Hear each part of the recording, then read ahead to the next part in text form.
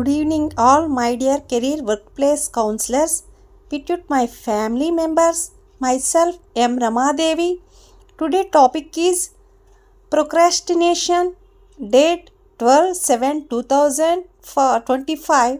Procrastination అనేది మనం చేయవలసిన పనులకు ఆలస్యం చేయడం లేదా మళ్ళీ వాయిదా వేయడం.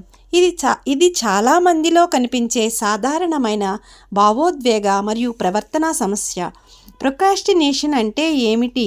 మనం చేయవలసిన పనులు ఉంటాయి కూడా, అవి చేయకుండా తాత్కాలికంగా సంతోషం ఇచ్చే లేదా సులభమైన పనులను చేయడం.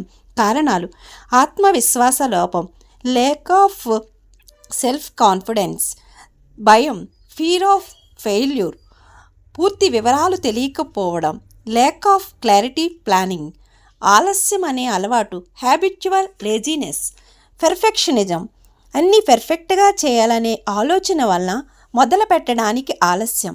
దీనిని దూరం చేయడానికి చాలా చిట్కాలు ఉన్నాయి.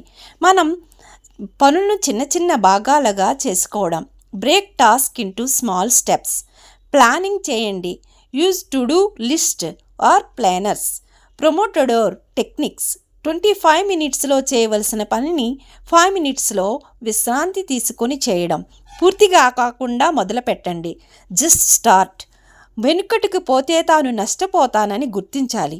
కుదురుగా చెప్పాలి అంటే ప్రొక్రాస్టినేషన్ అనేది ఒక పని చేయకుండా ఉండే అలవాటు. దానిని గుర్తించడం మొదటి మెట్టు. క్రమశిక్షణ, స్పష్టత మరియు చిన్న చర్యలతో దానిని అధిగమించవచ్చు.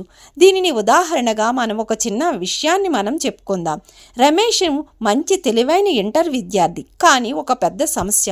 ఏ పనైనా తర్వాత చేస్తాని వాయిదా వేయడం. పరీక్షలు దగ్గర పడుతున్నా అతనిలో ఆలోచన ఇదే: ఇంకా టైం ఉంది, రేపటి నుంచే సీరియస్గా చదవాలి అమ్మ చెబుతుంది. రమేష్, పరీక్షలకి ఇంకా వారం మాత్రమే ఉంది, నువ్వింకా చదవడం మొదలు పెట్టలేదే. అమ్మ, ఇంకా 7 రోజులు ఉన్నాయమ్మా, రేపటి నుంచే ఫుల్ స్టడీ ప్లాన్తో స్టార్ట్ చేస్తా అమ్మా. రేపు వచ్చింది, కథ తిరిగి మొదలైంది. ఓహో, ఇవాళ ఫ్రెండ్ బర్త్డే ఉంది, నేను ఈరోజు ఫ్రెండ్ బర్త్డేకి వెళ్ళాలి, రేపు చదువుతా అని చదువుని రేపటికి వాయిదా.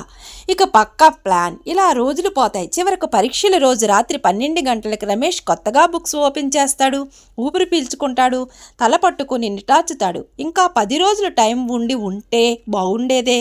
ఫలితం: తక్కువ మార్కులు, నిరాశ, తాను అసలైన టాలెంట్ ఉన్న అలసత్వం, వాయిదాలు, ఆఖరి నిమిషం వరకు ఊరుకోవడం అన్నీ అతని ప్రగతికి అడ్డుగా మారాయి. మార్పు ముంగిట ఫలితాల తరువాత ఒక నోట్బుక్లో రాసుకున్నాడు: నన్ను నేను మోసం చేసుకుంటూ రేపటి నుంచే చదువుతా అని వాయిదా వేయడం ఆపాలి. చిన్న పనైనా నేటి నుంచే మొదలు పెడతా అని మొదలుపెట్టే సమయం రేపు కాదు, ఈవేళ అనేది అతను అర్థం చేసుకున్నాడు. ప్రారంభం చిన్నదైనా సరే ఆలస్యం లేకుండా చేయాలి. Thank you all.